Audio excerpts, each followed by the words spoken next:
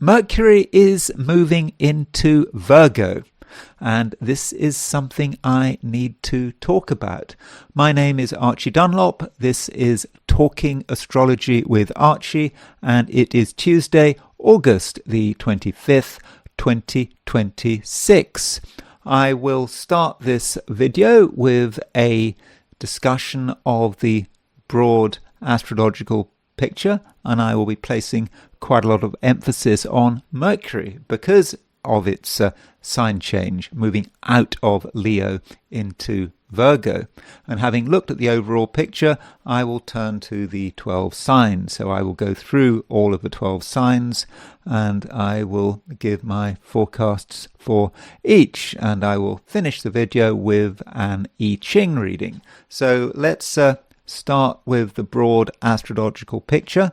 So here is a chart for today, set for noon New York time on Tuesday, August the 25th, 2026.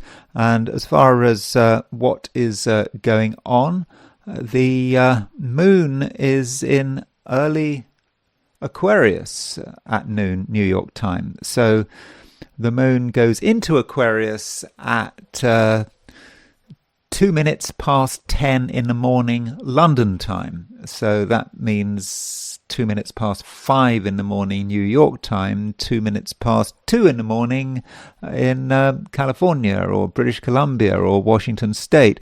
So from a perspective of Europe, Americas, Africa, the moon is in Aquarius for most of the day. If you're in Australia or New Zealand, the moon won't move into Aquarius until this evening. So the moon, when it does move into Aquarius, it makes a conjunction to Pluto. In fact, it moves on, it makes a sextile to Neptune, it makes a trine to Uranus. So, Uranus, Neptune and Pluto, all of those planets are in positive signs, fire and air are the positive signs. And so you've got Pluto in Aquarius, Neptune in Aries, Uranus in Gemini, all early degrees. So the moon makes aspects to one, then the other. So that's why we've got these three aspects, all sort of coming together. And so, moon in Aquarius making those aspects, it just reminds us that there are some sort of heavy things going on out there. We still have Neptune. Neptune is very close to the sextile of Pluto. Uranus is still trine Pluto. Uranus is still sextile Neptune. And so the moon kind of brings it all together. And I think of those aspects, it's probably the moon conjunct Pluto that matters most because it's a conjunction. Conjunctions are special. Sextiles and trines, very often they can be avoided. They're pleasant aspects. They can be. They can be flowing, but they're not dynamic. The moon conjunct Pluto certainly is dynamic, and with the moon and Pluto together, there might be issues of power and control. Who is wielding the power? Who feels vulnerable? Perhaps certain people are going to be sort of defensive. That's one way of looking at it. But it might also just be about ideas. Moon Pluto in Aquarius, having an idea about the way things should be. And also with Moon conjunct Pluto, a lot of people might really be valuing their independence.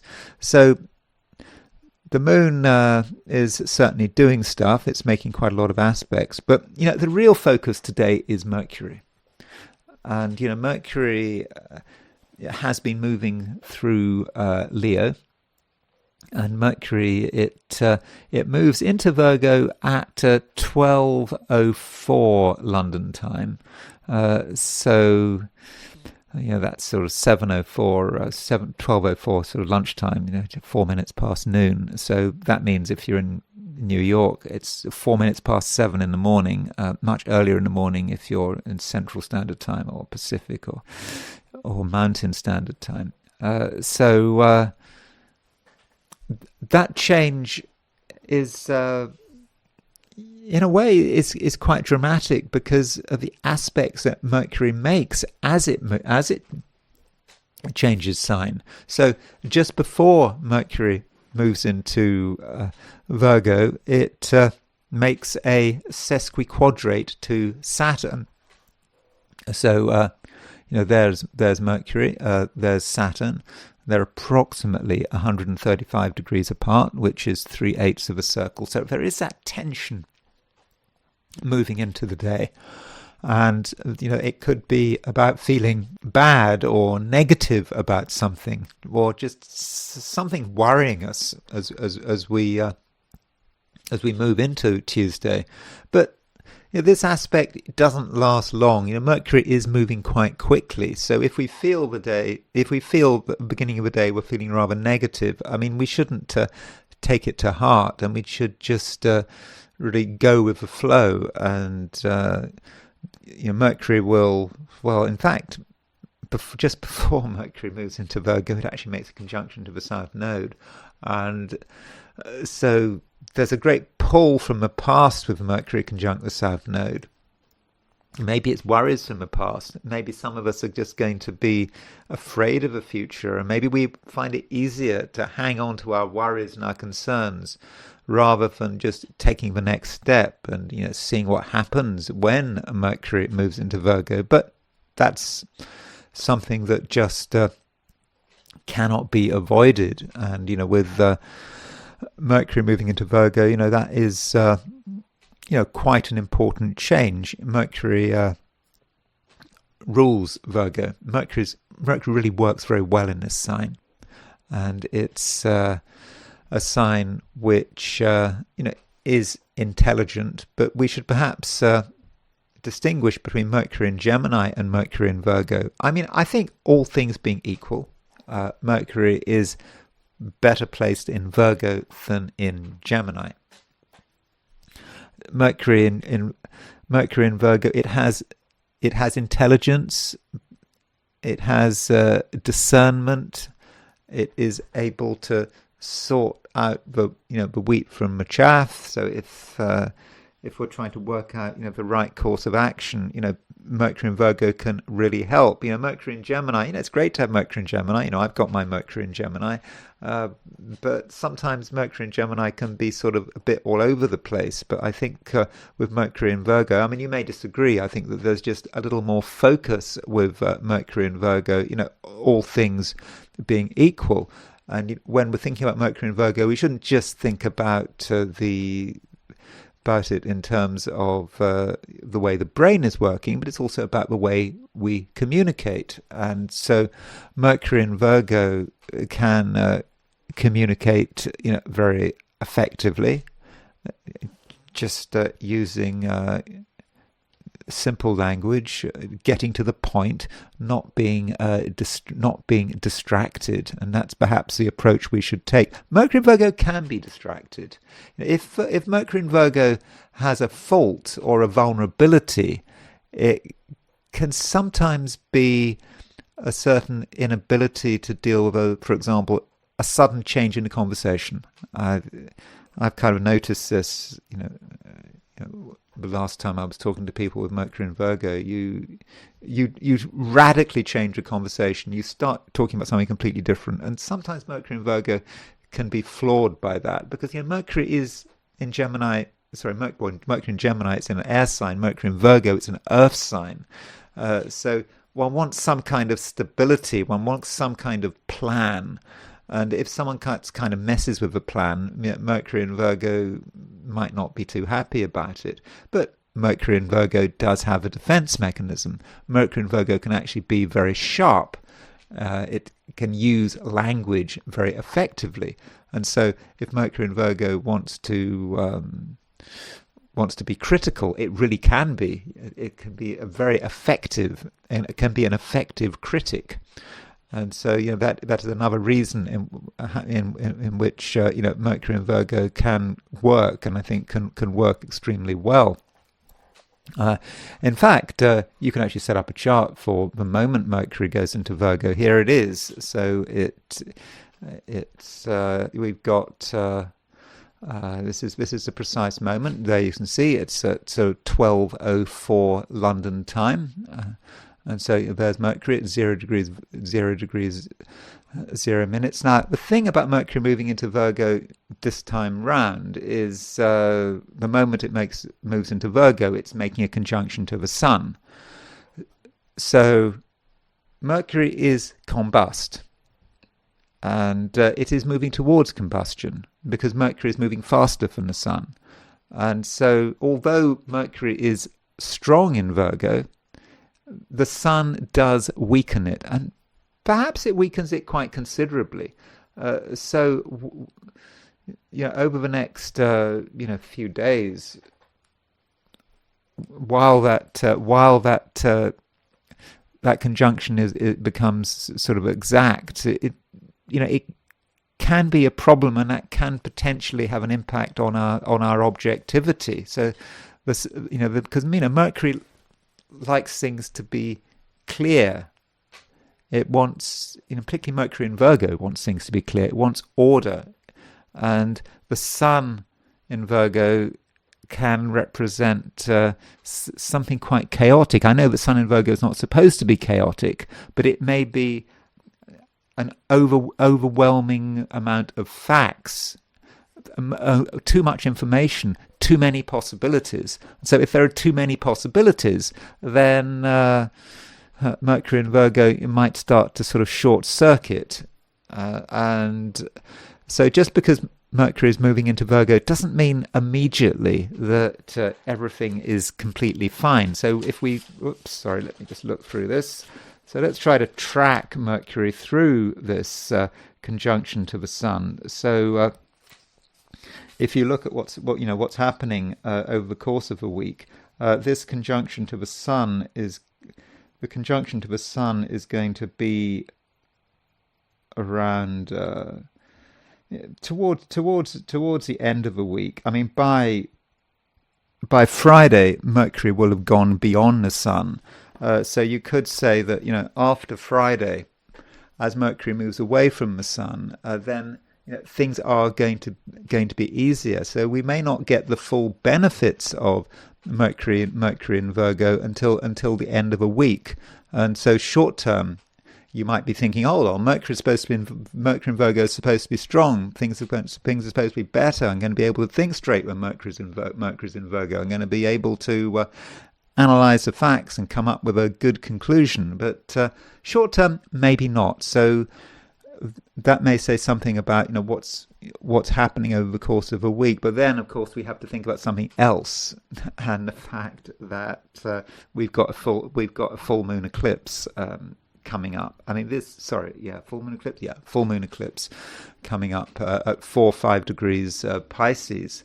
And so that really casts a shadow on the whole thing. So you might then say, given the proximity of this full moon eclipse and some of the issues it may present, the full moon eclipse is going to be sort of showing us the truth of the matter, a lot to consider, and Mercury in Virgo might find it all a bit too much. So it could be the case that Mercury in Virgo is not going to really start to deliver its positive impact until the beginning of the month. And when I say beginning of the month, I mean September. So I think September the 1st is a Monday. So by September the 1st, we'll be over the full moon, at least the immediate impact of the full moon eclipse, and Mercury will be quite a few degrees beyond the Sun. So it just might take a bit of time to get used to this, to be able to get used to this sign change and to really make the most of it.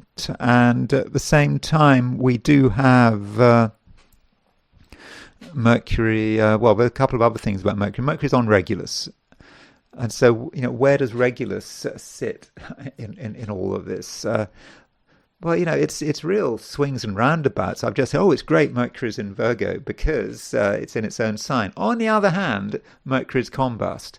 But then Mercury's conjunct Regulus. And so Mercury conjunct Regulus is the royal star. And it is about important people, perhaps being important oneself, one doesn't want to go too far with Mercury on Regulus. And so perhaps Mercury conjunct the Sun, we need to understand our own limits. And if we can work within our limits, not take things too far, understand that we don't know everything, that we have a restricted knowledge, then maybe it's not going to be so bad. Maybe we can actually start to benefit from Mercury in Virgo, especially as Mercury is conjunct Regulus, especially as Mercury is on the royal star. So, we can show our regality, but, it's important that noblesse oblige, noblesse oblige. By that I mean, we have our nobility, but we need to show some consideration, perhaps to people who are not on our level. I don't mean that really, but noblesse oblige, is about humility, how we deal with other people. We mustn't assume that we have any great sense of superiority, even though Mercury is on Regulus. And so we must always treat other people as equals. We must assume they know as much as we do. We must assume that we are not superior to anyone. We must assume that everyone is the same.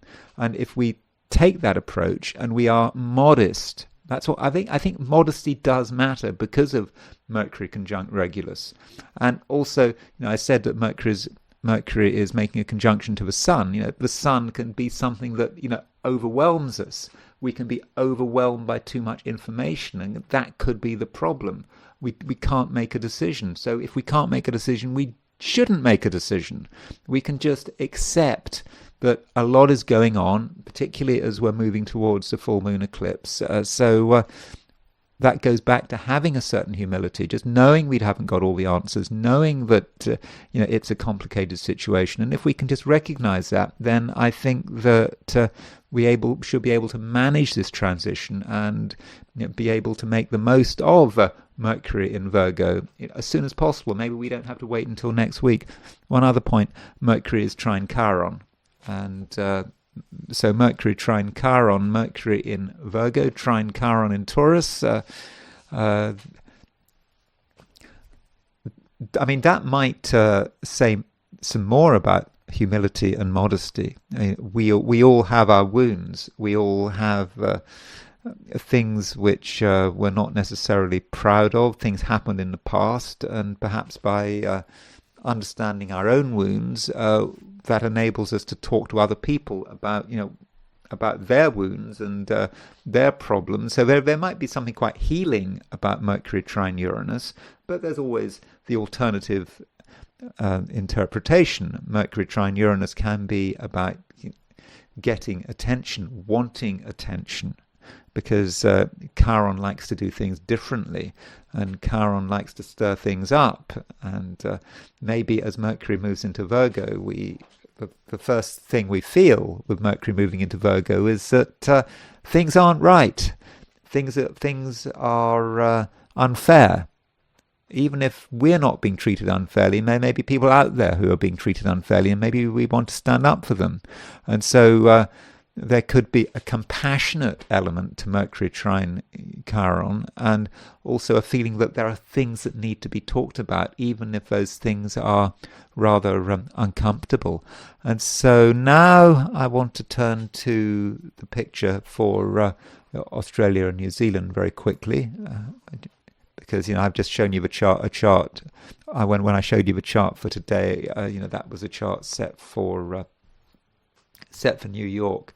And so if you are in Australia or New Zealand, I've talked about the moon in Aquarius, but you can see that at noon Sydney time, the moon is at 26.5 Capricorn. So that means that for most of the day until this evening, the moon is going to be in late Capricorn.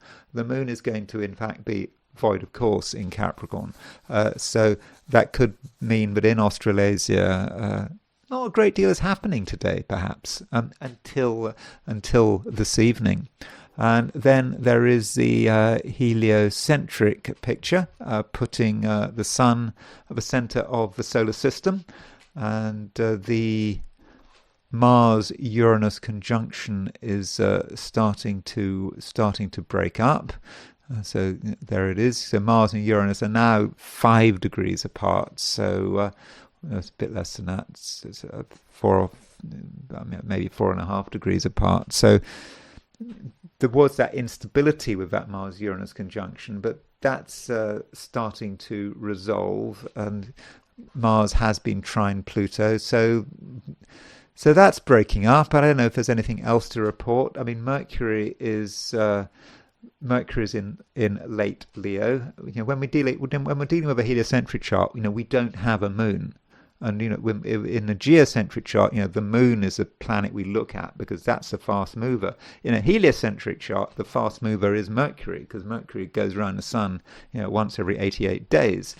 And so Mercury is applying to a trine of Chiron, but it's applying to a trine of Chiron in the Western in the geocentric chart as well. We've got Mercury trine Chiron, so that really emphasizes the Mercury Chiron feel to today, and it could be that there are things that need to be said, and if people are feeling comfortable and complacent, maybe something we say can make all the difference, can rouse them from their slumbers and make them wake up and actually see what is going on. And now I want to turn to the 12 signs. So these are my forecasts for the 12 signs for today, which is Tuesday, August the 25th, 2026. Aries. Yesterday, Monday, I talked about the issue of freedom, that freedom was important to you. Well, I think freedom is always important to you, and as far as the short term is concerned, I think it continues to really matter in a more significant way than usual. So you want to always be sure that you have freedom of maneuver, and if anything has been holding you back, you're really not going to want to put up with it. And I don't think you have to make a big issue about it. You just have to be yourself, be enthusiastic, and look for new opportunities. And in terms of those opportunities, you might feel that something nonetheless is restricting you.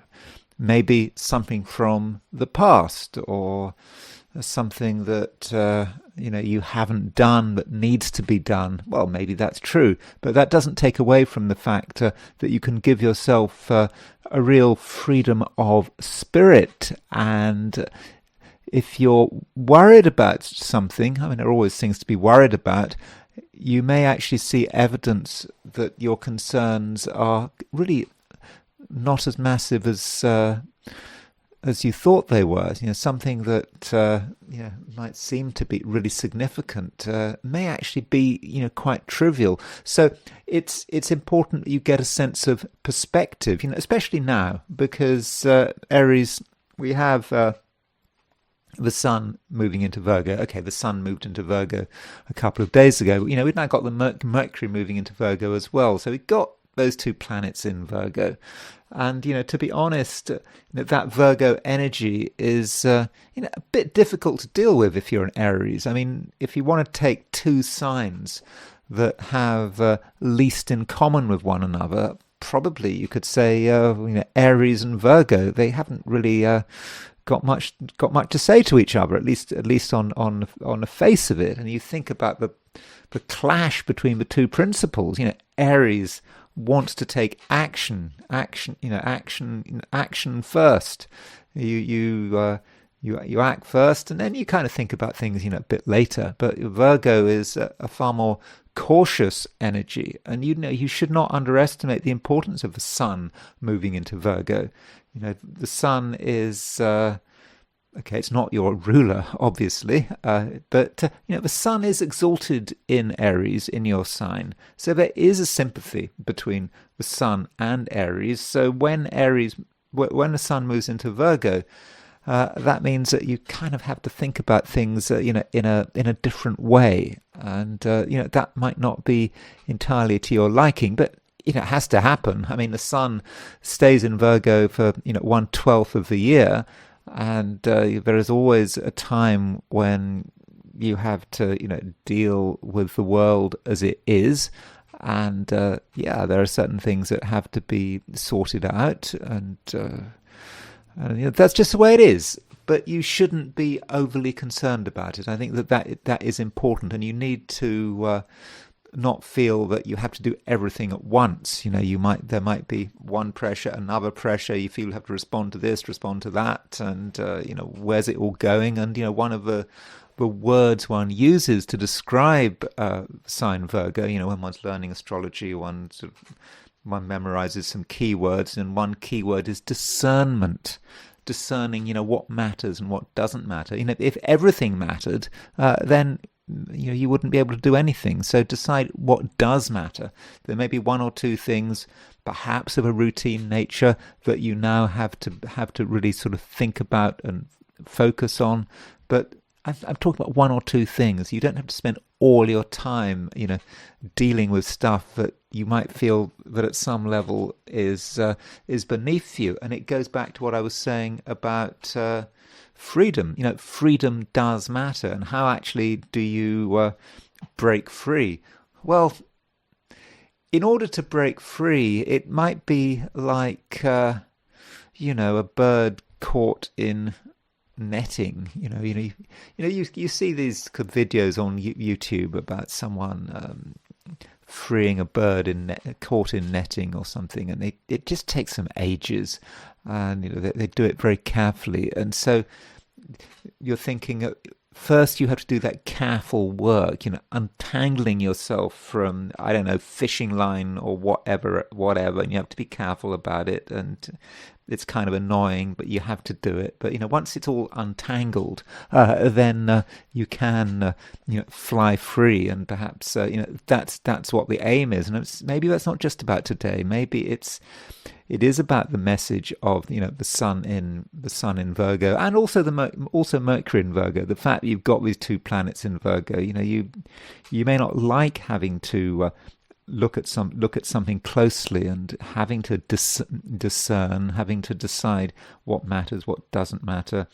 It is annoying, but once you've done it, you can fly free. So in a way, it could actually be quite a useful day. But I just do think that Aries, it's important that you have a degree of patience, and ideally you should think, why are you doing, what you're doing? What is it for? And you're doing it for some other reason. And I should also say that the moon is moving into Aquarius, and the moon in Aquarius, it's out of Capricorn. And so moon out of Capricorn might at some level mean sort of less responsibility. You're thinking less about what you have to do, and more about what you would like to do. And there is a difference between the two. And with the moon in Aquarius, you have the opportunity to be quite sort of independent minded. And the moon in Aquarius, it does make a conjunction to Pluto, and then it makes a trine to Uranus. And so that moon trine Uranus, is exciting. And so once you've dealt with the things that you have to deal with, you'll see that there are sort of many opportunities out there. So, in the end, it does look like being quite a good day. Taurus. We need to think about the sign Aquarius, because, the moon is moving into Aquarius, and it makes a conjunction to Pluto in Aquarius, and it also makes a trine to Uranus. And Aquarius in the Taurian chart is an important sign. It's a sign which is high profile. It talks about your aims, what you are actually what you're actually trying to achieve. And with moon making a conjunction to Pluto, you can indeed be very focused. You kind of realize that some things are indispensable to you, and you want to really push things through and make sure that you really are able to make the most of everything in front of you. And so, if you're working today, then I think that it can be a really good day. But it's important that you make your own decisions, you decide what matters, and you just give it everything you've got. And I think you can be persistent. You can even be slightly obsessed. You don't want to be too obsessed, but if you know something is important, Taurus, then it's important that you really give it everything. And probably, Taurus, you should be of a view that you're the one that knows what they're doing. I think you do. And some of your ideas are are really good.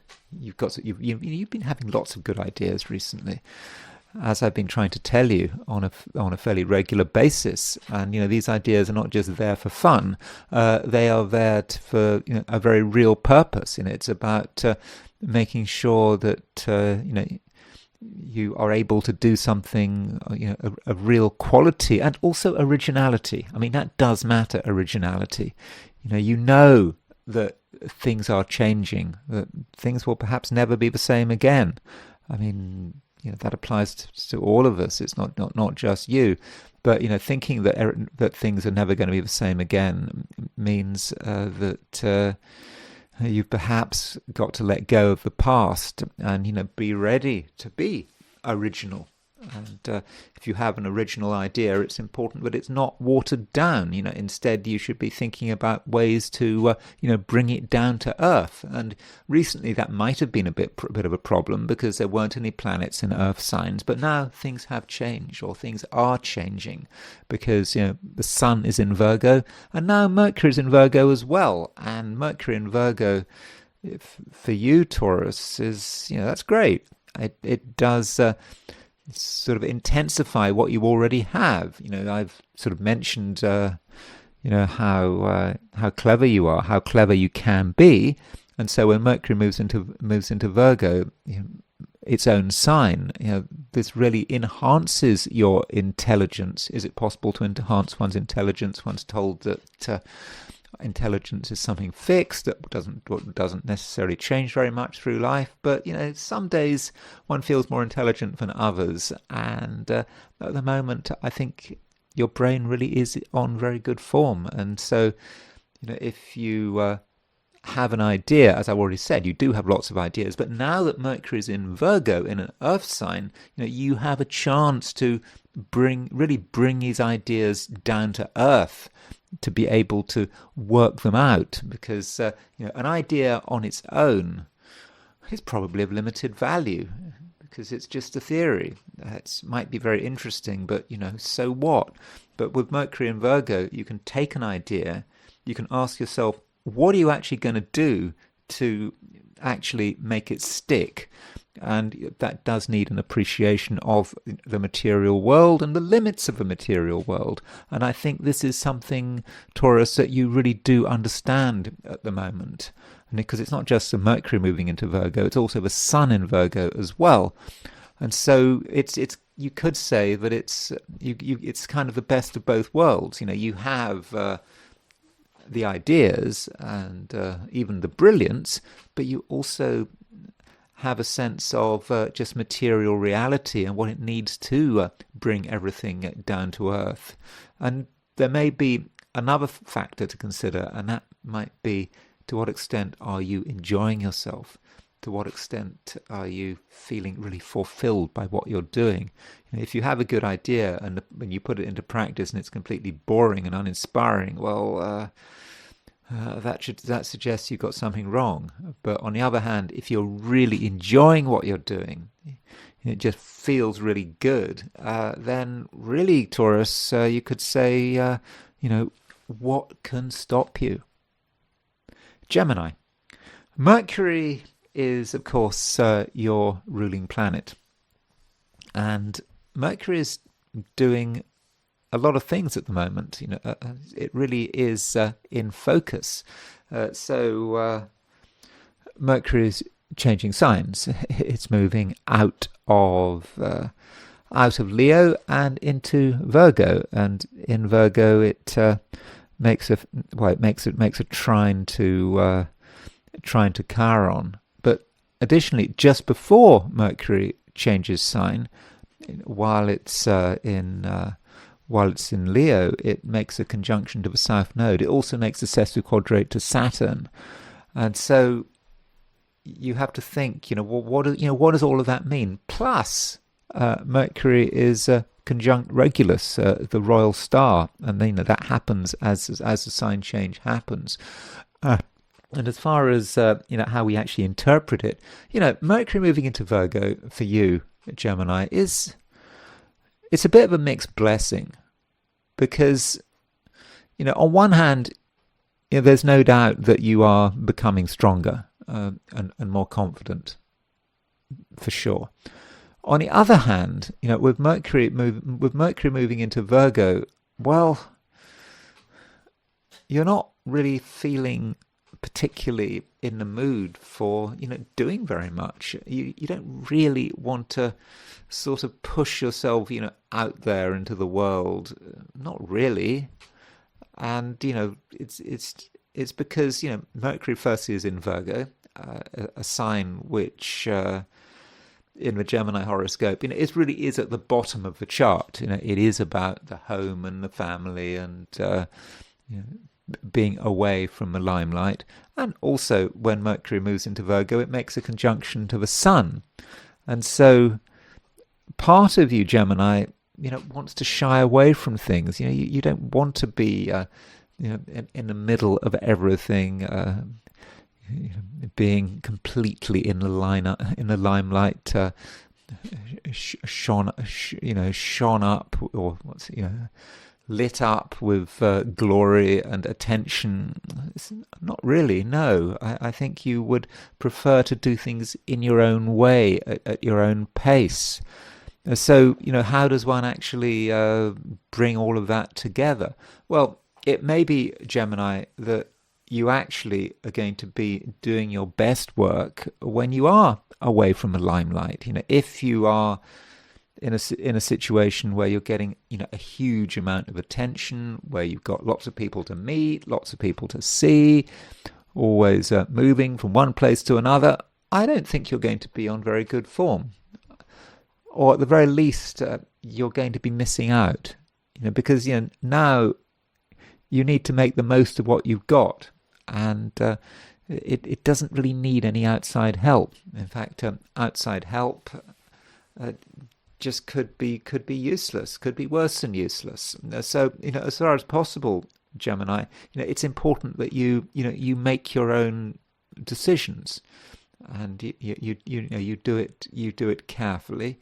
And you perhaps should be left alone. And again, that might apply through this whole time that Mercury is moving through Virgo. Now, I should say though that Mercury is moving pretty quickly at the moment, at least from the Earth's perspective. And on September the 10th, which is not very far away, is it? September the 10th? Well, it's just a couple of weeks. Mercury does actually change sign, and it moves into Libra.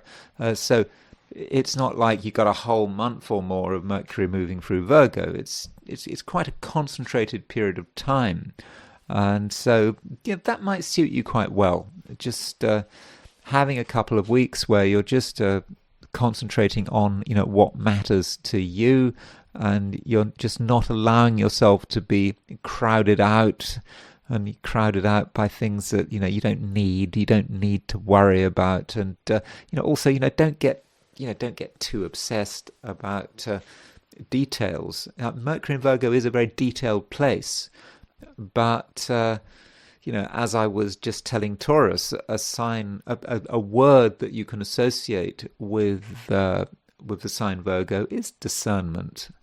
And discernment does mean deciding what is important and what can be left until later.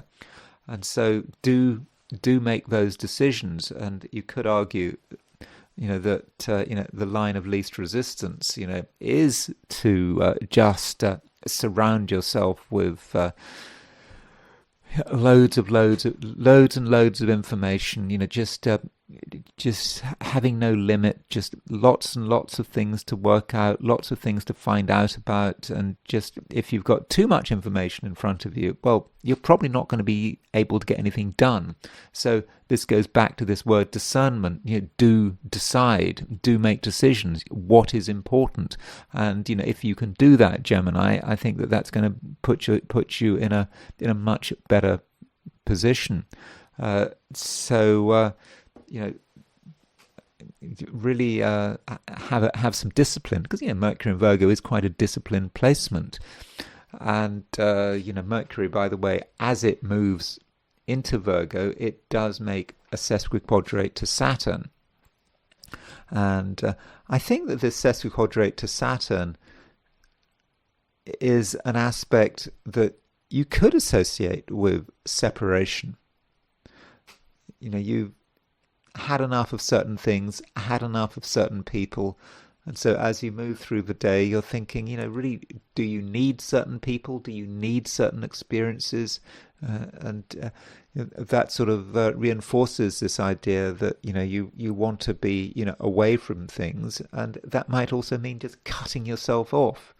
You're cutting yourself off from things which really, at least in a short term, are not particularly helpful. And this may apply also to relationships. So as far as the various relationships in your life are concerned, well, I think for the moment, and I'm just saying for the moment, I'm not saying this is a permanent state of affairs, but certain relationships, maybe all relationships to an extent, need to perhaps be pared back. They don't need to dominate your life. Even if you're very close to someone, I don't know, even if you're married to someone, they are not necessarily the be all and end all. You do have to think about yourself and your own needs, and you don't want to have to worry too much about another person's needs, because really, Gemini, the more self-contained you can be, I think the better. Cancer. The moon is moving into Aquarius, and I think that there are certainly some advantages of the moon moving into Aquarius. So when the moon is in Capricorn, having to deal with other people, or perhaps have to just worry about other people, might be a bit of a pain. And so when the moon moves into Aquarius, you're feeling sort of a little more insular. You want to consider yourself, and you might be quite sort of protective about your own feelings and your own perspective. This is not something you want to share with the moon moving into Aquarius. There's a lot you don't want to share. And, the moon, when it's moving through Aquarius, it does make a conjunction to Pluto. And in fact, that's what we got today. And, moon conjunct Pluto is an aspect which is, pretty intense. It does indeed take things seriously. And there are certain things that you maybe do not want to discuss, because maybe they just can't be discussed properly. And the moon in Aquarius, well, moon Pluto in Aquarius, we've also got the North Node in Aquarius. And so with all those three points in Aquarius, you're probably doing the right thing. So if you feel you need to be away from everything, perhaps left alone to your own feelings and sensations, then so be it. That's the way it should be. And then the moon is also making a trine to Uranus. So moon trine Uranus, it's quite exciting. It's quite inspiring having the moon trine Uranus, but it's inspiring, in your own way. We're not perhaps talking about an inspiration that can necessarily be shared. You're working things out. You've seen how things have unfolded, and now with moon trine Uranus and moon conjunct Pluto, you can deal with things in a very individual way, and by doing that, you are making the most of everything. If you tried to do things other people's way, if you try to listen too much to what people are doing, you try to conform, then I don't think that is necessarily going to work.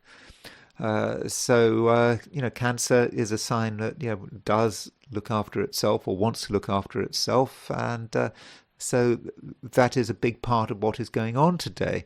We also have Mercury moving into Virgo. So the Sun has already moved into Virgo, now Mercury has joined it. So Mercury moving into Virgo, this is an event which lasts for a couple of weeks. Mercury is moving pretty quickly right now, and Mercury will be out of Virgo into Libra by, I think, September the 10th. But while Mercury is in Virgo, it is a time when you're on good form. You're intellectually on good form, and verbally on good form as well. So I have just said that you might want to be away from things, particularly on an emotional level. I mean, it might be that you can go through the motions of interacting with others, but your heart is somewhere else. And going through the motions, well, there are things to be said, things to be discussed, but very, very briefly. You don't have to talk for too long. But if you are talking, even if you don't want to talk, I think you're going to do a good job with Mercury moving through Virgo. Between now and September the 10th, you'll be very much in command of the facts. And there'll be few things that you just you don't know about. Everything is going to be fairly clear, but it's important, Cancer, that you stick to the point. You don't allow yourself to be distracted. This is because Mercury is making a conjunction to the Sun. So yes, Mercury is well placed in Virgo, but conjunct the Sun, it just might be that they're just irrelevant details that you find yourself having to deal with, and those details might relate to money. So where there's money, there is a possibility of confusion right now, and so you have to perhaps decide, Cancer, whatever you're doing today, what is the relevance of money? To what extent is it a financial issue? Now, if it is a financial issue, then there are plenty of ways in which you could get confused, in which you might get your priorities wrong. You might even get your facts mixed up. But if it's a non-financial issue, I think it's just going to be a lot easier. I think things will be sort of much more straightforward. Now, I'm not saying that you should avoid financial issues, but if money is important, then you've got to be very clear about what you're doing. You're going to need real focus. Now, you have got focus because the moon is conjunct Pluto, but that focus arguably can only take place, on your own time. It can only take place in your own space, and in your own time as well. And so, as far as financial decision making is concerned, it's possible that you can't really make a decision about money when you're with other people. Perhaps you feel the pressure, perhaps you feel too self-conscious, so you're not going to be able to make a clear decision. But when you're on your own, when you've got the space, then Cancer, I think you will be able to make good financial decisions. And of course, that is the essence of being a Cancerian, or part of the essence. Well-adjusted Cancerians really do understand money. Perhaps it's not for nothing that Elon Musk is the richest person in the world. Of course, Elon Musk is a Cancerian. Okay, I know he's a controversial figure, but it cannot be denied that he is very successful. And yes, he is a Cancerian. So at least when it comes to money, is he a role model? I don't know. I'm not saying he should be a role model, but what I'm really saying is that you have what it takes to make the right financial decisions, and I think it's just important that you don't allow other people to get in your way and to distract you. Leo. It's important, Leo, that you value your own authority, and this is how you should be, presenting yourself as someone who has a natural position of leadership, who really wants to be in control. Now, that doesn't necessarily sound very nice, just being in control. Why would you want to be in control? Well, it's the way you feel. It is the way you want to present yourself, and that's the way it is. Right now, even though the sun has left Leo. I mean, Leo. You think of Leo, this grand sign, but that control does matter. And the sun is still pretty close to Regulus. I mean, Regulus is at 0 degrees Virgo, so Regulus is a powerful fixed star. Normally with a fixed star, you allow a degree of an orb of 1 degree. So Regulus only has most other fixed stars, they usually only have an influence extending 1 degree, but there is a tradition with Regulus that you can actually go as far as 5 degrees. I mean, if you look at William Lilly's Christian Astrology, and he talks about Regulus and the benefits of having a planet close to Regulus, he says that you can actually go out 5 degrees. So I do think that your sun is the sun is still on Regulus, because the sun is, of course, a ruler of Leo. So, it's a good idea to, take yourself seriously up to a point. I think it is up to a point. You don't want to take things too far. And you might just see everything, in terms of yourself. Now, that would be, of course, a bad idea. But you have to, you have to think about the power equation, and you can be authoritative without being an authoritarian.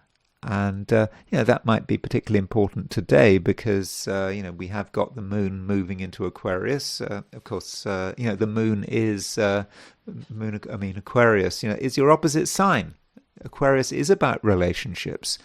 So when the moon moves into Aquarius, you do have to consider other people, their needs, their particular perspective, and you might have to at times tread carefully because the moon is making a conjunction to Pluto, and moon conjunct Pluto might be about another person who takes themselves seriously.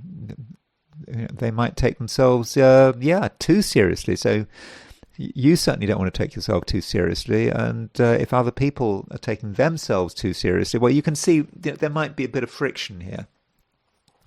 And so short term, it just might be best if you don't allow things to get out of control, and you yourself can be reasonable, but you don't have to be too reasonable. And with a bit of reasonableness, you can allow things to move forward in a relatively harmonious way. But you have got things to say, and you've got things to say of real value. And it goes back to what I was saying about you potentially being an authority figure. If you speak with authority about subjects that you know about, then I think you will be listened to. It's not a bad day, but the balance between you and other people, may be really important, and getting that balance right, may not be entirely easy. People want to be listened to. You want to be listened to. You've got something to say, but maybe someone else has got something to say as well. And so maybe a lot of it is about taking turns. There'll be times in the day when you're the one in control. The other times when you are spending more time sort of listening and reacting. And thinking about Mercury, Mercury moving into Virgo. Mercury's moved out of Leo, so the Leo season has has come to an end, except the fact that we still have Jupiter in Leo. I mean, Jupiter's going to stay in Leo until in your sign until July of next year. But with Mercury moving out, it may be, Leo, that you've got less to say. There was perhaps a lot to talk about, and perhaps you felt that it was all about you. And now with Mercury in Virgo, there are other things to think about. And the Sun and Mercury are both in a sign which is connected with money, and so a lot of your thoughts and ideas might turn towards the financial side of things. And I think that you can really do a good job. I think your powers of analysis between now and September the 10th should be pretty good, because Mercury stays in Virgo until then, until September the 10th, and then it moves on and moves into Libra. But at the same time, Mercury is quite close to the Sun. Mercury is getting closer to the Sun. So, with this Mercury-Sun conjunction coming up, there's just something that might be, in your way, preventing you from making good decisions. And you know what? The thing that is preventing you making good decisions is you yourself. It's not anyone else. It might seem to be someone else. It might seem that there are distractions, but that's not really what it's about. It's about perhaps you finding it just a little bit difficult to let go of something. Perhaps even your own importance. You matter. Of course you matter.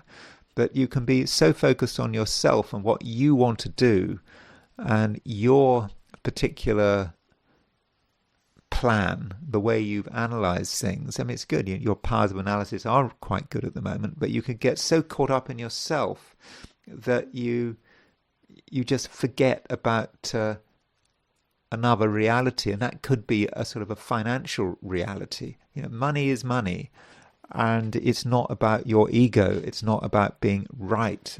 If you've made a decision, or if you've made a promise, for example, it might feel that if you've made a promise, whether it's to other people or to yourself, it's almost a matter of pride that you want to see it through.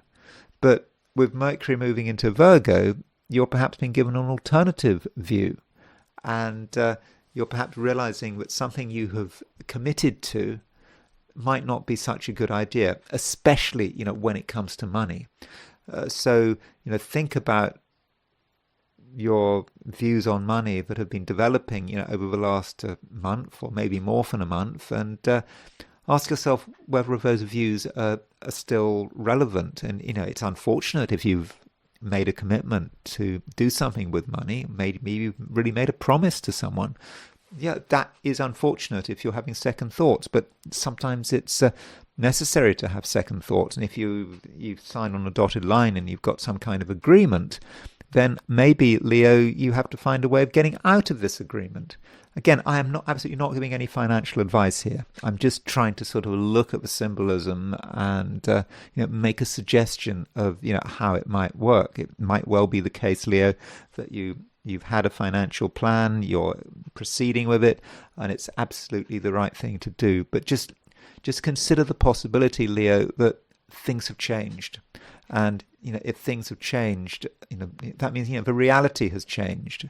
Perhaps your financial circumstances changing, or your attitude to money is changing. You thought you had enough money, nothing has changed, but now in terms of your perceptions, it just seems that no, maybe not. Maybe you haven't got enough money, and why buy something or give someone money if you don't need to, and if when you should perhaps be looking after yourself and your own interests, and indeed your own future. You don't want to compromise yourself by making too many financial commitments, and it's important that you're not tied to the past, because things have changed. The Sun and Mercury are both in Virgo. Virgo. Well, things are starting to happen, aren't they, Virgo? Because the Sun and Mercury are both in your sign. In particular, we have got Mercury moving into your sign, and Mercury rules Virgo. So of all the signs for Mercury to be in, Virgo is the best. I mean, the second best is Gemini. I think the general view is that Mercury works best in Virgo, second best in Gemini. I say that as someone who has their Mercury in Gemini. My Mercury is not in Virgo, and so this does really give you a certain amount of power, and it should give a boost to your brain. It makes you sharper. We know you can think about all of the good things about having Mercury in Gemini.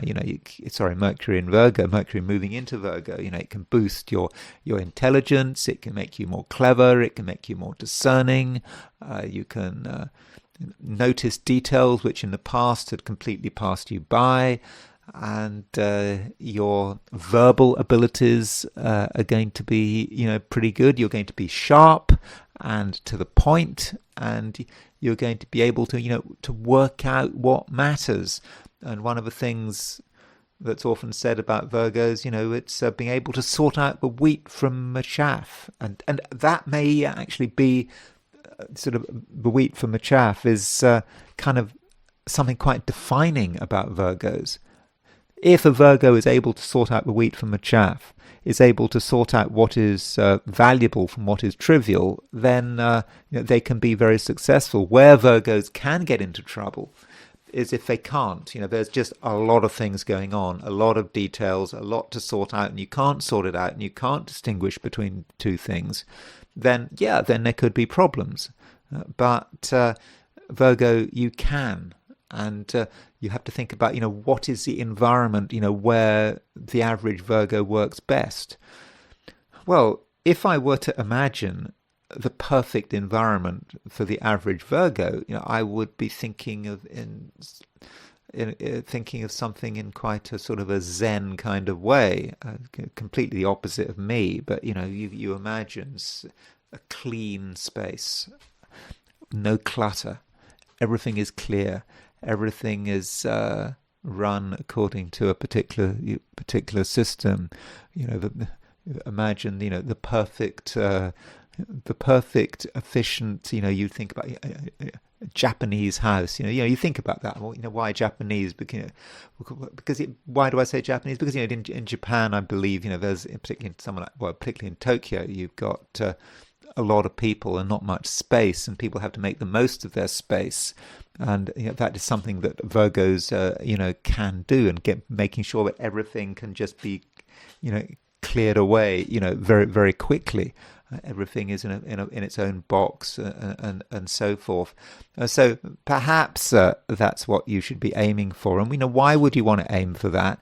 It's because once you've got that clarity around you, that's when you can think. You've got a clear space in which you can really make the most of things. So that might be something that you want to aspire to. And Mercury. If you look at what Mercury is doing today, it really has quite a transition, because Mercury, as it moves through very late Leo, it makes a sesquiquadrate to Saturn. Then it makes a conjunction to the South Node. Then it changes sign, and then it makes a trine to Chiron while it's in Virgo. So in fact, Virgo, your experience of the day, might be one of sort of ongoing transition. You may at the end of yesterday, Monday, have felt a little bit uncertain. That was perhaps when the Mercury sesquiquadrate Saturn was on peak form. What's peak form? Can a Mercury Saturn sesquiquadrate be on peak form? Yeah, I suppose it can be maximum strength when you were feeling that there was a lot to be worried about. a lot to think about. But then, as Mercury moves into Leo, things do feel better. But Mercury is still making a conjunction to the South Node, and so as that transition happens, as Mercury moves from Leo to Virgo, you can feel the pull of the past. Even when Mercury's in Virgo, you feel the past, and you are being sort of pulled in a particular direction, and in a way, that direction is about chaos. It's about overload, just wanting to take on a lot, not really wanting to get rid of things. But the way forward is the North Node. The North Node is in Aquarius. The North Node is about detachment, and in that sense, Virgo and Aquarius as two signs, they may have a few things in common. At least they may appear to have a few things in common.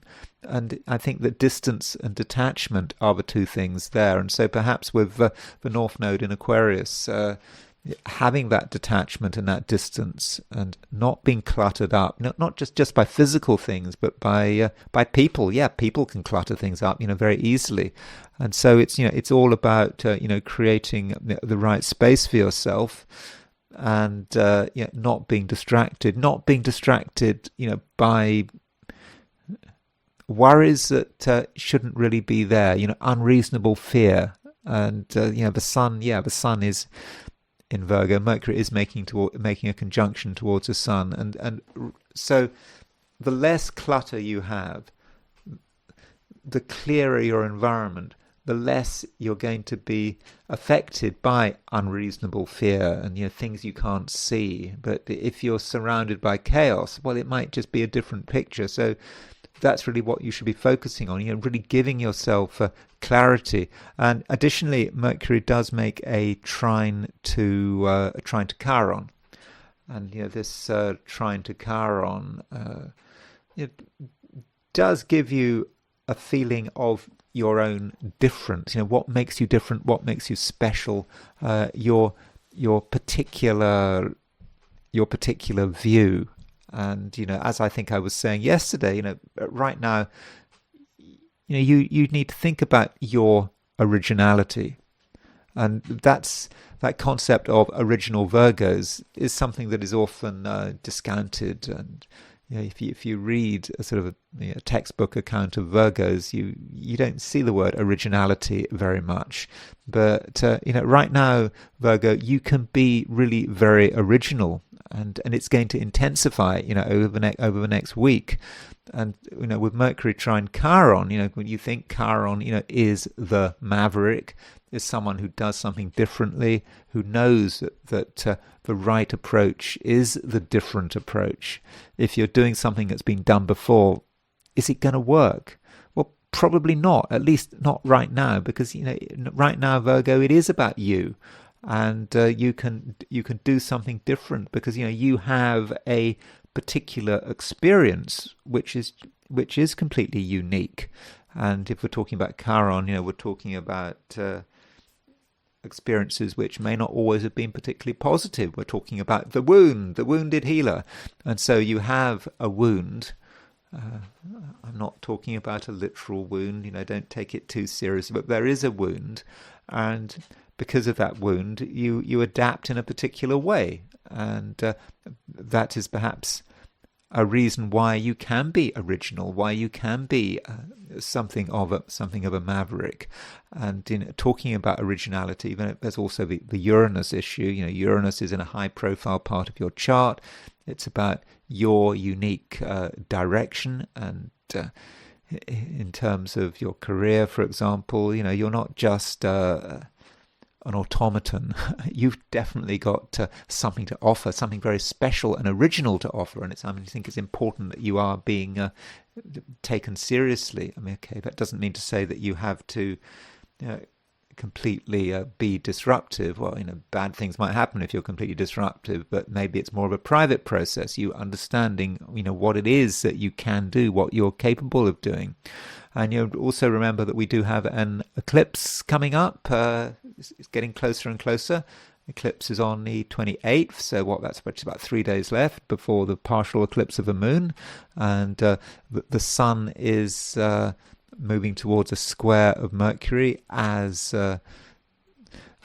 the moon starts to move towards an opposition of the sun, and so the sun and the Mercury are both moving towards that square of Uranus, and as we know, Sun and Mercury are in your sign, and so over the next few days, Virgo, I think that this is a time when your desire for change, when your capacity to be really original is at a maximum, and now that Mercury is in Virgo, I think you can really feel it. Now that doesn't mean that you have to do anything crazy and unpredictable and unplanned. No, that might not work. You have to remember that Mercury is close to the sun. Mercury is combust right now, so don't just rush into things. Be a Virgo, but have that sort of discernment and ability to work out what's important and what's not important, and don't just get carried away by random tides, but still you do have a rather different approach. And turning to relationships, relationships it's kind of something I'm supposed to talk about, but I would not recommend that you worry too much about the various relationships in your life. I don't think that is what now is really about. If anything, other people, could be a problem. You might feel that, certain people are just in your way. And, I don't think that, you're in the mood for going out of your way to accommodate anyone, especially on an emotional level. You're just not really in the mood. And, if you get really close to someone, you might give the impression of being rather cold and distant. It's not that you are cold and distant. It's just that right now that might be how you come across.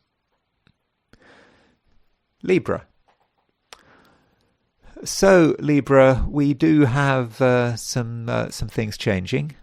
We have Mercury changing sign, and that's not necessarily going to have a huge impact on you. I mean, Mercury is not your ruler, but Mercury is a general significator of the brain, of how we communicate.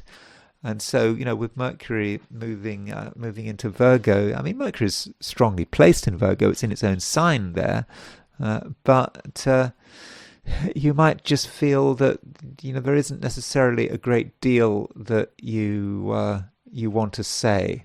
Not really, and especially as Mercury is quite close to the sun. I mean, when Mercury moves into Virgo, it's conjunct the sun, and that just might mean that part of you really wants to be left alone. You want to just enjoy your own company and enjoy your own brain power. Your brain is really working at the moment, and so if you're surrounded by other people, you have to worry about what other people are worrying about, then that might just slow you down, and that's absolutely not what you want. And it is potentially about yourself.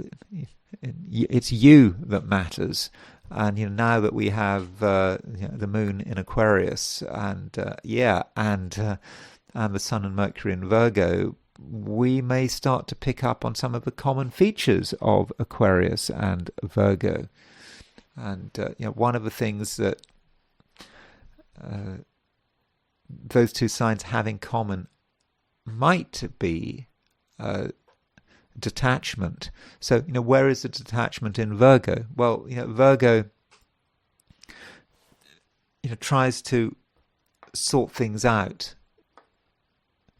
Virgo, works out what matters, what doesn't matter. Certain things are crucial, need to be dealt with right now. Other things can be left alone. they can be left to later. Maybe they're completely unnecessary and they can be thrown out. So that's a way Virgo can work. Aquarius is about more sort of intellectual detachment. You yourself do not have to be involved. It's not important. You don't have to be emotionally involved. And so you put that together and, you are going to appreciate your own independence.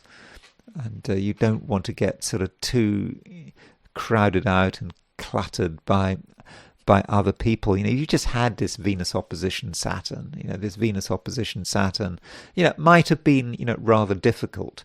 And, Venus opposition Saturn just kind of is just telling you that, some people can be, a real problem.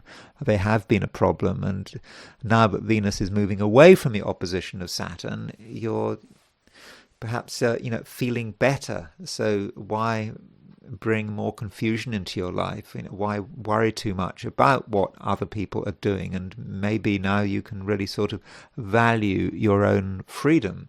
Once you've got your own freedom, that means that your mind is going to be much clearer. And you can think things through, and you can perhaps develop your ideas and work out where they're all going. And with the moon conjunct Pluto, there may be things that you take really seriously. They matter. They may matter to your future. You're perhaps thinking about your future, what works best for you. That might include thinking about your career. After all, Mars is in Cancer. Mars is in a cardinal sign. It's in the career sector of your chart. So between now and the end of September, while Mars moves through Cancer, your work is going to matter to you, and you're going to be able to want to do things. You're going to want to do things your way. That's going to be very important. And Libra, it's not really a day for accommodating anyone.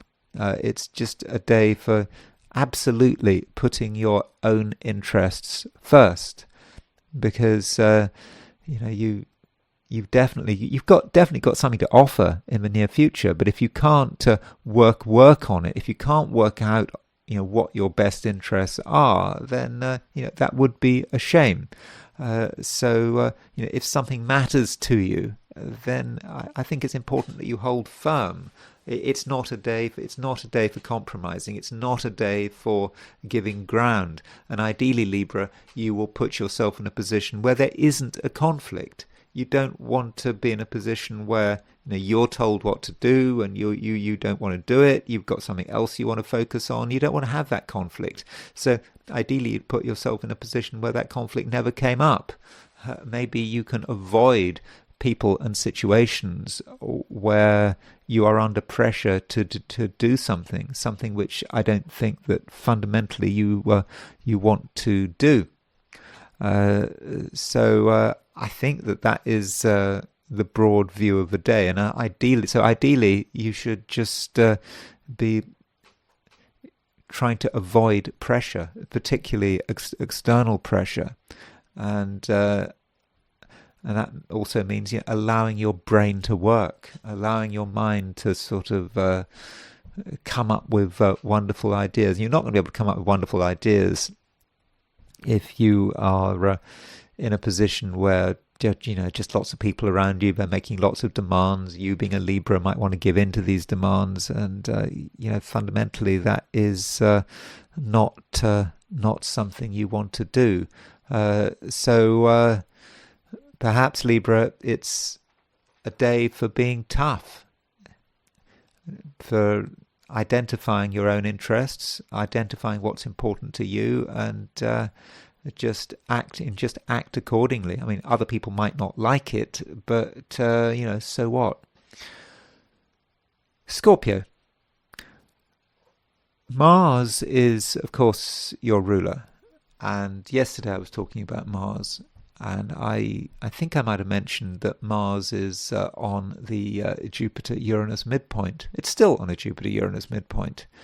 Midpoints, they might seem a sort of complicated technique, but there are some midpoints which are just, completely obvious. If you look at the chart, you look at Mars. Mars is at the top of the chart in Cancer, and you look at Jupiter and Uranus. You can see that Mars is conjunct the Jupiter-Uranus midpoint, and that says something about you and what you are looking for. And Jupiter and Uranus are, as a pair, are really quite fortunate. They're quite expansive, and it's about you just looking for something else, something that goes beyond your immediate environment. You don't want to get caught. You don't want to just get involved in something which you kind of think is just completely beneath you. And with Mars in Cancer, Mars in a fellow water sign, you do want to really see what is available. And if anything has been holding you back with Mars on the Jupiter-Uranus midpoint, now is the time when you really can break free from it and really declare your independence. And Reinhold Ebertin, when he talks about the Jupiter-Uranus pair, he talks about it as being the thank the Lord aspect. Thank the Lord, perhaps because a problem has been solved. Something you thought was a huge issue is actually nothing to worry about at all. So if you think that you're worried about something is bothering you or has been bothering you, then today, and perhaps I think yesterday as well. So I think that it is part of a process. But this first part of the week, I think that you have a chance to look at it again and realize that what you thought was completely tangling you up is really nothing much to worry about, and that you can indeed float free. Well, float free. Scorpios are never going to float, really. That's just too vague for the average Scorpio. But you can break free, cut yourself free, and then move on to something else, something new and exciting. And being a Scorpio, I think you have a pretty good idea, about what it is. Additionally, talking about your independence, today we have a conjunction between the Moon and Pluto, and this planet Pluto, it doesn't rule Scorpio. Mars rules Scorpio, but I do think that the planet Pluto has a certain resonance with Scorpio. And so when the Moon is conjunct Pluto in Aquarius, which is a fixed sign, that does actually make you quite stubborn, very stubborn actually. So it's a stubborn day, and you're a stubborn sign as well. So I think that you're going to very much sort of hold firm to what you believe in. And by doing that, there can be some kind of a transformation, because the Moon is not just making a conjunction to Pluto, it's also making a trine to Uranus. And so sort of in the depths, away from other people, something happens, something moves, something shifts. And Scorpio, you realize that something is becoming available, and it might require a radical change, but I think that's something that you are looking forward to. Sagittarius. Mercury is moving into Virgo. Now, at first sight, you're a Sagittarius, Mercury moving into Virgo. You might think, well, so what? It was better when Mercury was in Leo. I mean, Leo's a fire sign. You're a fire sign. You'd think that Mercury in Virgo, wouldn't be such a good thing. Well, Mercury is in its own sign in Virgo. Mercury is really strong in Virgo, and as I have already explained in previous readings, Virgo is a sign in the Sagittarian chart where there is a lot of focus on success and perhaps work and career and your objectives. And as you can see, there's Virgo. It's the sign at the top. It's kind of relates to the 10th house if we regard you having as a chart with Sagittarius as representing the first house. That means Virgo represents the 10th, and the 10th is about career success, moving forward. And so Mercury in Virgo is perhaps a time to get going on things. Maybe you could say that while Mercury was in Leo, there were things to work out. There were things that you might have wanted to plan and develop, and you could play with ideas. It's always a good thing to play with ideas, and you will work out what didn't work, what does work, and so on and so on. But then, when Mercury makes that change and moves into Virgo, it's time for action. It's time for you to be focusing on what you want to do. And so if you have a job, you're looking for a job, you have a business, whatever it is, with Mercury with Mercury moving into Virgo, I really do think that things can happen. Things can really move, and you've got to be very concentrated, on what you need to do, because the thing about Mercury when it moves into Virgo, it does start making a conjunction to the Sun. It is Mercury is combust. So, in spite of this really rather fortunate situation, there could just be something in your way, something distracting you, represented by the Sun, and the Sun just might represent perhaps aspirations from the past, or having too many ideas. Because the whole idea about Leo, moving from Leo to Virgo, is actually, abandoning things which just are not practical. But you really have to abandon them. If you hold on to things which are not practical, maybe maybe there's some sentimental value, or you don't want to make the change, you don't want to get rid of things. Well, okay, that's going to blunt your power. And that's Sagittarius is not something you want to happen. That's not something you need to happen. And so a bit of discipline there might be a good idea. And if you do feel that something or someone is in your way, then it shouldn't be too much of a problem. I think that right now, Sagittarius, I think your verbal skills are pretty good. You can be very powerful in terms of what you say. The moon is moving into Sagittarius. Sorry, the moon is in Aquarius. It's making a conjunction to Pluto. The moon is making a trine to Uranus. So you can take the power of the universe and you can turn it into words, and I think that your words can actually have a huge impact. Your words can create real change, and the words might be quite unexpected. You just say something that is totally wild, totally at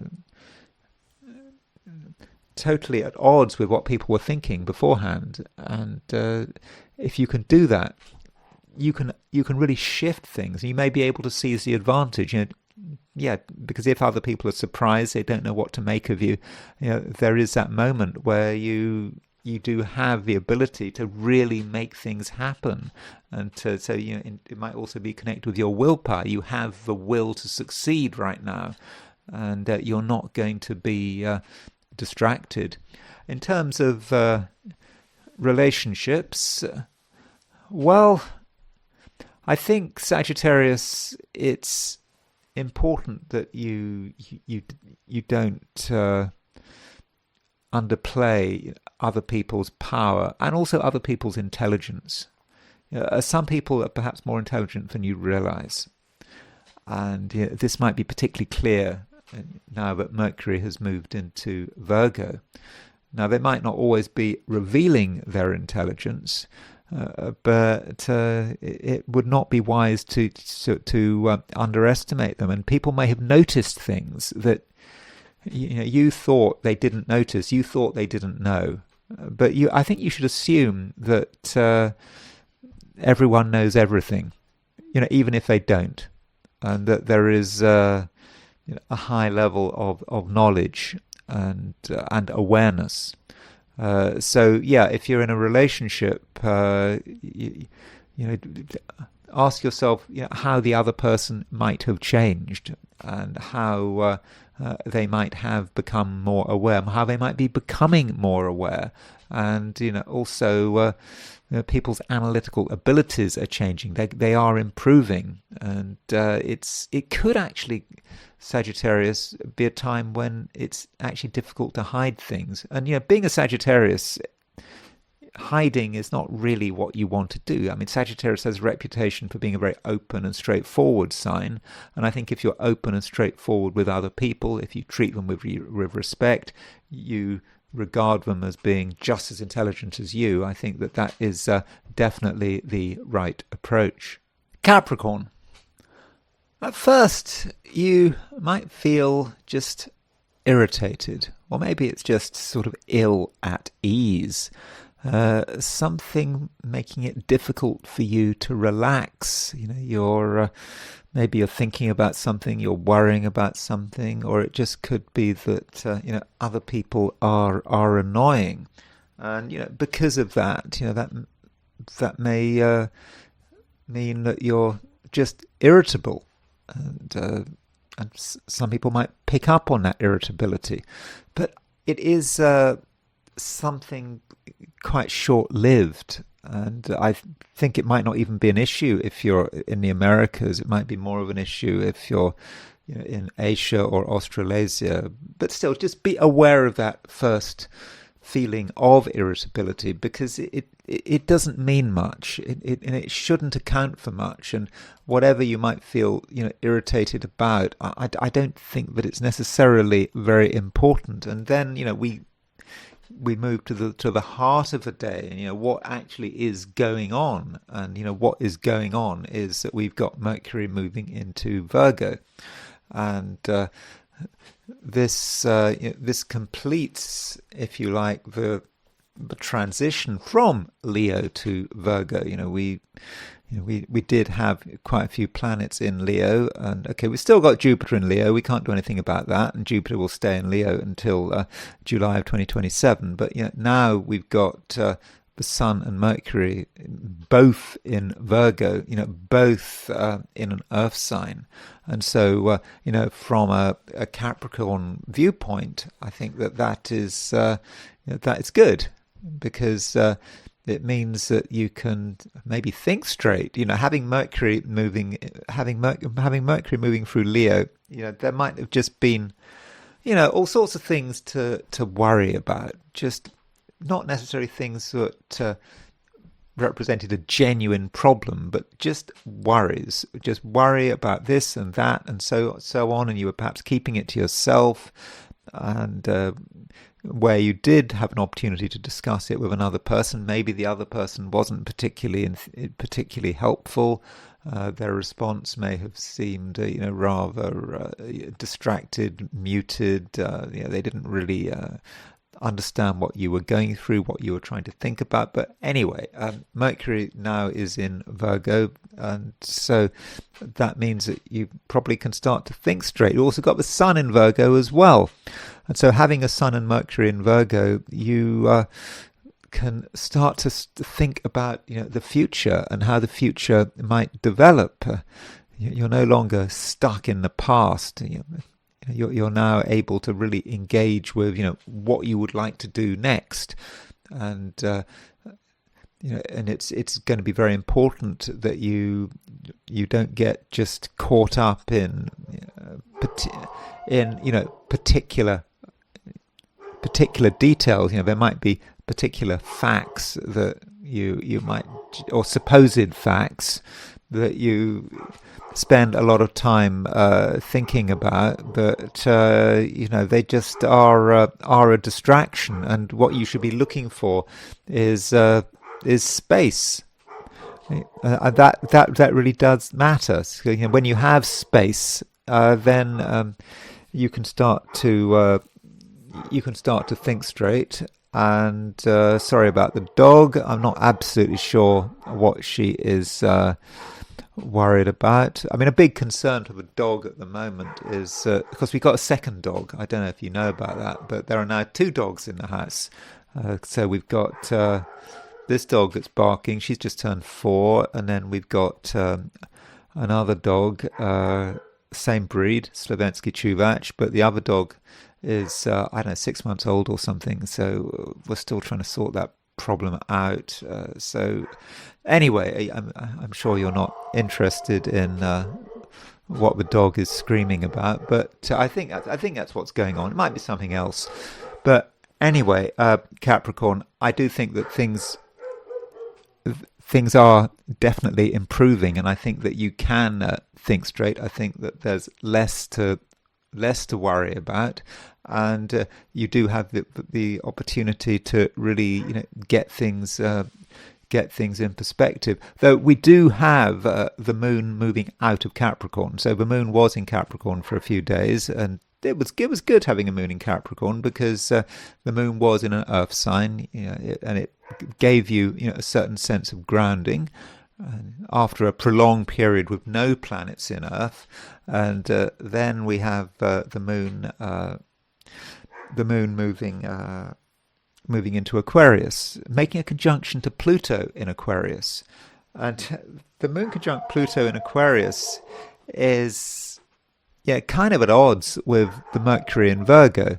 So with Mercury moving into Virgo, you're trying to create for yourself, a degree of space, being able to rise above things.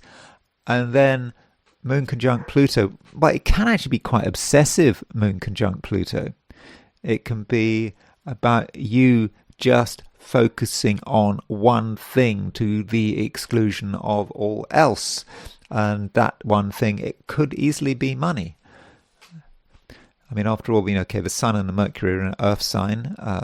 Moon and Pluto, in the sign following Capricorn, a very financially orientated place. So if some financial detail, crops up, you just might want to just give it everything. You might just feel that it's a really significant thing, and you might feel that it's a situation where where there are winners and losers. If you don't really hold on to what's owed to you, then you might lose it, and another person or an organization might take advantage of you.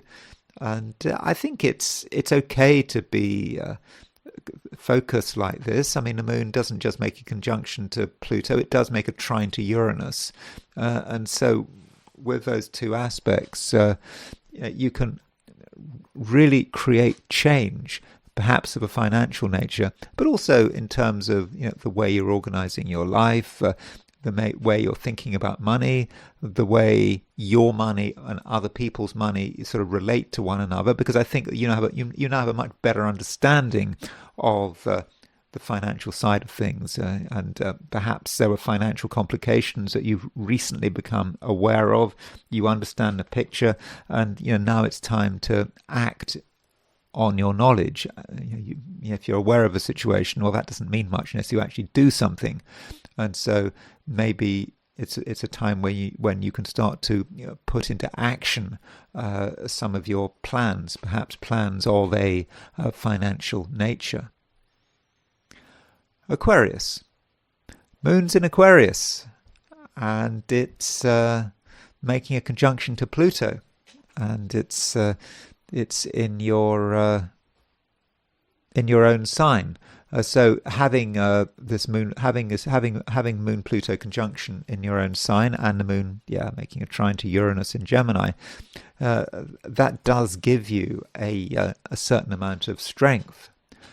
You're able to initiate change, and really hold on to what is important to you, and be very clear that you're not going to back down. Pluto is a planet that does not like to back down, and if it's in Aquarius in your sign, that says something about you, and so you could actually be quite intense.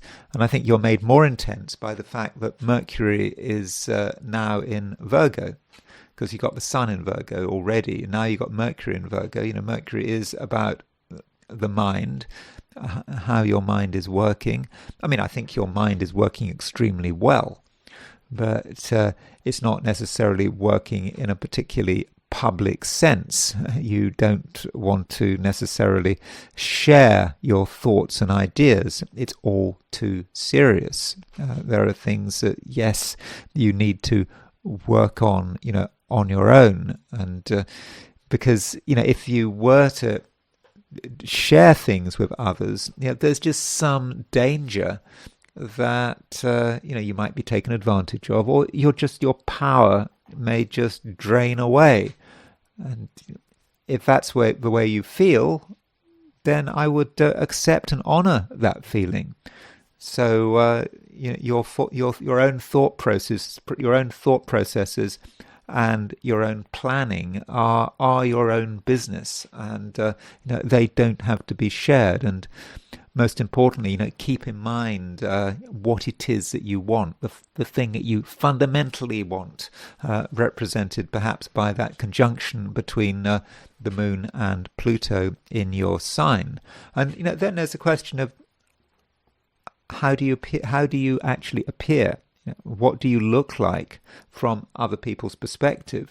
Well, in fact, Aquarius, right now there is actually something about you that is quite attractive and appealing.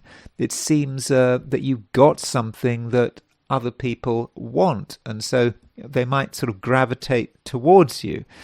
And that might be a situation you're not entirely happy about, because as I've just been explaining, there are things that are important to you that you want to keep to yourself. But it may not be an either-or situation. You can make the decision about what you want to share. And you can share things which are perhaps quite trivial, which don't mean much to you, but they might mean a great deal to other people.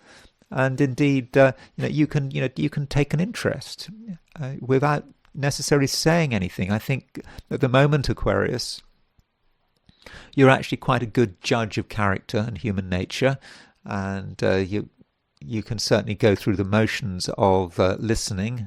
Okay, you might not hear everything, but you can at least go through the motions. And I think just by appearing to be someone who understands, that might be good enough. I know that sounds a bit fake, but you're responding to an external demand, because I think you could be in demand. If you are in a place where you are accessible, where people can talk to you, I think that as I said, I think that they will find you quite appealing, and it just might you might give the impression that you've got something to offer. And maybe what you've got to offer is just a bit of time where you can listen, and you absolutely do not have to share your most important ideas, because in terms of ideas, you could argue that it's work in progress. There are things that you are developing in your own way, and if you were to share them too early, well, that would be a shame. But as I've just been explaining, there's no need to be completely isolated. Absolutely not. I think you've got something to offer, but you can offer it without giving away anything. Pisces, I do look at the comments on my video, and someone, a Pisces, did make a comment, and I think it's quite an important comment, actually.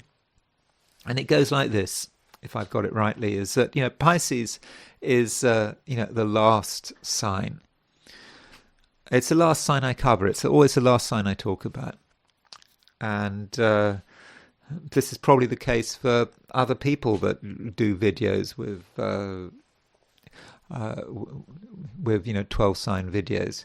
I mean, it wasn't always the case. In sun sign astrology, in the days when people read newspapers, sometimes they would put the order of the signs in terms of where the sun was. So, for example, the sun is in Virgo, so you might see a horoscope reading which starts with Virgo, because that's where the sun is. But of course, people are less focused on the sun now. People are thinking about, with the 12 signs, they're thinking about the ascendant as well. So I think it's quite common to start with Aries, and certainly I've been following this practice. But the problem with that, if you're a Pisces, is that by the time I get to Pisces, or indeed probably by the time any astrologer gets to Pisces, they are feeling just maybe they've just had enough. Then they've got through to the 12th sign. I'm trying to be honest with you. I hope you don't think badly of me because of this. But to be honest, by the time you get to the 12th sign, you just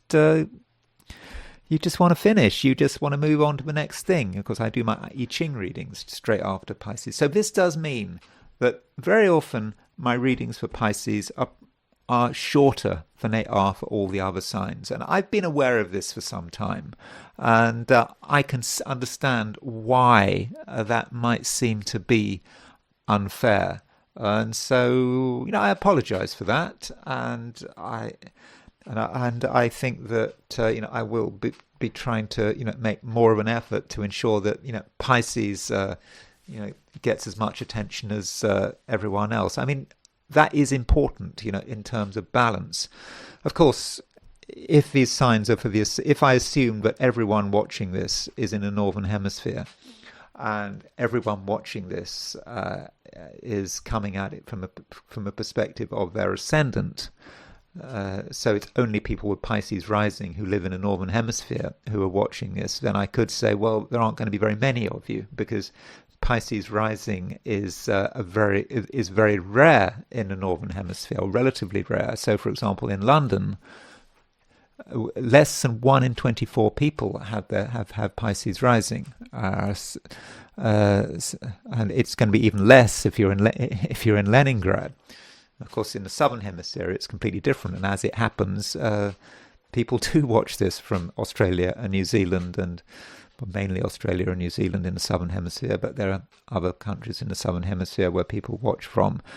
So, anyway, with Pisces, I think it's important that I get the balance right, and that I give Pisces, the same time as everyone else. So, as far as what Pisces is up to right now, Mercury has just changed sign, and Mercury has moved into Virgo. And from a Pisces perspective, that does matter.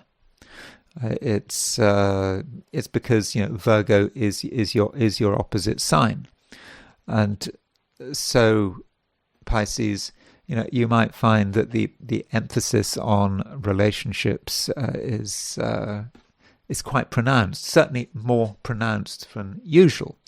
And so you might have to spend sort of more time than usual, worrying about other people, worrying, what other people are doing. And it might be relatively difficult to take the initiative. I mean, okay, you can take the initiative, but you always got to consider, what other people are doing. And if you have discounted other people, you might then find that you have to kind of start again, because as soon as someone starts to express their viewpoint, then you realize that you maybe you've got something wrong, and that just could be quite irritating. So the question then is, how seriously do you actually take other people? Mercury is in Virgo; it's in its own sign. So Mercury is certainly strongly placed, but just because you've got strong people around you, people who seem to be quite sure of themselves, doesn't necessarily mean that you should literally give them loads of your time.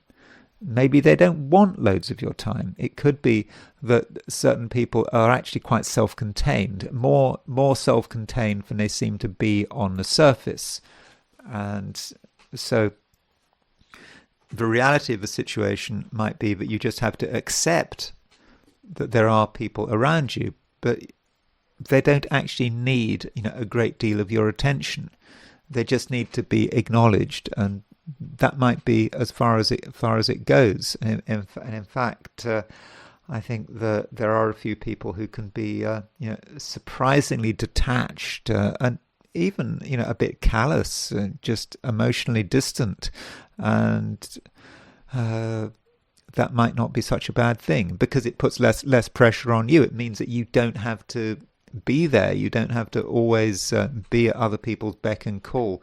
So it's just about accepting the situation, but not being completely overwhelmed by it. And I think in most cases you can do things your way, and you don't have to be completely open and honest.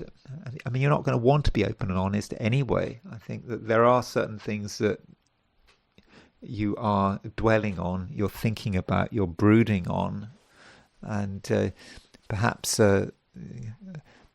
things have changed. Perhaps the situation has changed, the facts have changed, and now there is something that needs to be reevaluated, and you can only do that in your own way. And it seems that other people might help, but when it actually comes to actually asking for help, you might be disappointed. So if something is important, Pisces, today, I would suggest that you do it in your own way. That you don't get caught up in outside opinions, even though there is that temptation. I don't think it matters. I think it is down to you to sort out. Now, another thing about Mercury moving into Virgo is that Mercury is starting to move towards a square to Uranus. So the Sun is already moving towards a square to Uranus. We have a partial eclipse of the moon on Friday, and that partial eclipse of the moon is in Pisces. It's at 4 degrees, 5 degrees Pisces. I think I mentioned that yesterday. And this eclipse is getting closer and closer, and things are starting to line up. The Sun is starting to make that square with Uranus. Mercury is starting to make that square to Uranus. The moon is now in Aquarius, the sign before Pisces. So we're all getting ready for that eclipse, and perhaps you should start getting ready for that eclipse. And this eclipse is something. Obviously, I'm going to be talking about it when I do the video for Friday. But in terms of thinking about what it might mean, I mean, this eclipse could be about your relationship to other people, because it is an eclipse across the main axis of your chart, Sun in Virgo and Moon in Pisces. And so if you are thinking about relationships, okay, at the moment you don't have to make decisions, but it just might be that something is coming together. So when you look at what people are doing, you look at how you are responding to them. This just might be a sign that you're about to get perhaps a dose of reality. A dose of reality, means seeing the truth of the matter about other people, and the truth of the matter about your relationship with other people, and also, there is your own independence. Your own independence is very important at the moment. Especially now that Uranus has moved into Gemini. Gemini is a mutable sign. Pisces is a mutable sign, and yes, Sun and Mercury are making those squares to Uranus. So your independence and how important it is are going to matter. You can't be 100% independent. You can't be 100% stubborn, 100% willful. It's all about you. You have to accommodate other people to some extent. But the question is, to what do you give? How much do you give away? I mean, that is a question that you might want to be thinking about. So, in a way, Pisces, it could be a day that is complicated. Not because there is anything hugely important happening today, but you can just, if you open your eyes, you're starting to see how things are starting to shift, and that's something I'll be talking about more over the course of the week. And those are my forecasts for the 12 signs. And now I want to turn to the I Ching. So I asked the question, what is Tuesday going to be like for those watching the I Ching section of this video? And the first hexagram I got was hexagram number 50, which is the cauldron. So the cauldron represents some kind of ritual vessel containing food or something else like that. But it is quite special. It's quite elaborate and it's quite ornate, and it kind of represents us in a way, and the contents do matter. There is a question of, do we have access to what's in the cauldron? Is the cauldron full? Is it empty? Is the cauldron in bad shape? Maybe one of the handles has fallen off. So what is the state of the cauldron? What is the state of the contents? And the I Ching does answer the question. And what it says is that the cauldron is full. The cauldron is in good shape. It's full of food. And so what that is talking about is us. And it is saying that we have a huge amount of talent and knowledge, and we understand what's going on, and we don't have much to worry about, provided we stick to our domain. So, we all have different abilities. We all have different things that we're good at. Now, if we were to have all of these abilities and talents and we were to just focus on something that we were no good at, well, that would be a waste, wouldn't it? We would be making ourselves vulnerable. But if we just stick to what we know, then what can go wrong? And what the I Ching tells us, it's talking about other people and how they respond to the fact that our cauldron is full of food. It says that they might be jealous of us. There might be some resentment because we've got what it takes. But the I Ching also says there's absolutely nothing to worry about. It doesn't matter. Provided we stick to what we know, we stick to what we do best, nothing can hurt us. We're going to be absolutely fine. Yeah, there might be a lot of jealousy and resentment, but so what? If we're good at it, if we're good at what we do well, if we're brilliant at what we do well, it's all going to be okay. And so I think there is a very positive message, but there's a slight warning. It's just saying, don't do something that you're not meant to do. Don't do something you're bad at. Or that you're not brilliant at. Just concentrate on your own skill set, and in that way, nothing bad is going to happen. So that's a very positive message for today. Now, we do have a moving line, so the second line from the bottom moves, which I was just describing that second line from the bottom, and so this does mean we move to a second hexagram, and that. A second hexagram is the Wanderer. So the Wanderer kind of gives us a very different message. I mean, the message of the Wanderer is about being somewhere where we don't have any roots, and that can be a problem. The reason I'm not showing you the hexagram for the Wanderer is because I had forgotten to write it out, but that is something I've now done. So here is the hexagram we moved to, which is hexagram 56, which is the Wanderer. So it seems that having amassed this ability and this talent, just things that we're good at, that's great. We decide to make a shift. We move from the known to the unknown. We move to a situation where we are absolutely not familiar with what's going on. And it almost feels like a mistake. I mean, why would we want to do that? And it may be that this is a considered decision. We had gone as far as we could. We did a good job, but we could only go so far, and we had to do some exploring. We had to move into a territory where we just didn't know the rules, because we had to. And this is okay, provided we acknowledge that a real change has happened.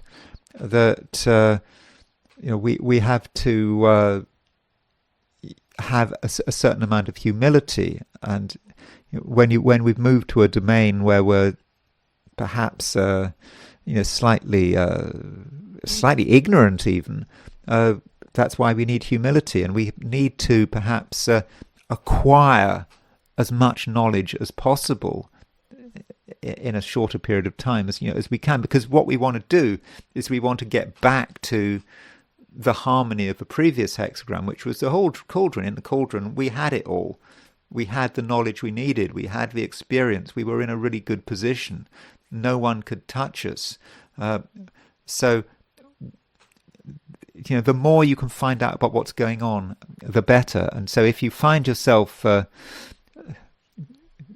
really in a strange land, then do act accordingly. And so it is a strange situation. It's a day of very much of two halves. A kind of a day that starts off as being relatively stable, where you know what you're doing, and you don't have to worry about what other people are thinking because you've got it all sorted out. But then by the end of the day, you seem to have created a situation where there is much less stability, and you've done it for a reason, and I'm sure there's a very good reason, and I'm sure that it was the right thing to do.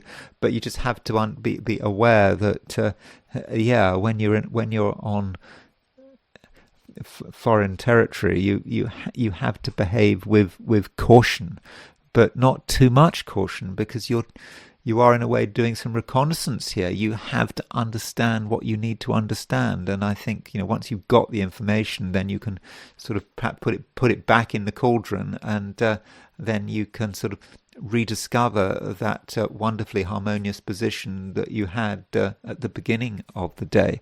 And that's it. That's all I've got to say. Thank you very much for watching this video. If you enjoyed this video, I'd be very grateful if you were to like it. If you're not subscribed, I'd be super grateful if you were to subscribe. If you want to buy me a coffee, there's a link in the description, and I will talk to you again tomorrow.